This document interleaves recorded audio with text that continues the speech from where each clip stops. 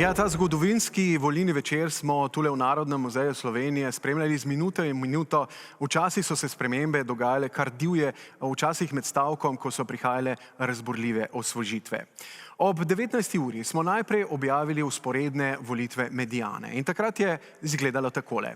29,9%, Gibanje Svoboda, SDS 27,5%, NSI 9,4%, sledili so Socialni demokrati 6,7%, Levica 6,3%, Demokrati 5,9% in Resnica 5,2%.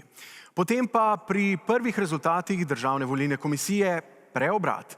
Malo po 21. uri je bilo to, kajti pridejo rezultati teh urbanih volivcev nekoliko kasneje in zato je takoj na začetku povedal SDS. In potem je bil prav ta dvoboj najbolj napet skozi ves večer. Dolgo časa je imel SDS 29 mandatov, Svoboda pa 28. Ura je bila 21:45, ko je bilo preštetih 91,80% glasov in razlika med Svobodo in SDS-om je bila zgolj 17 glasovnic, 17 volivcev.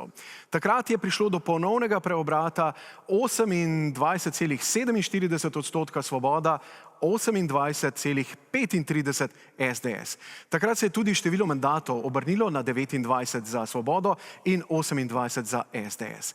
Kasneje se to vodstvo ni več spreminjalo, na koncu je pokazalo tudi, da je Mediana kar precej natančno razdelila rezultate že pri vzporednih volitvah. Torej zelo razburljiv večer štetja glasovnic, kjer pa je klišejsko vsak glas štel.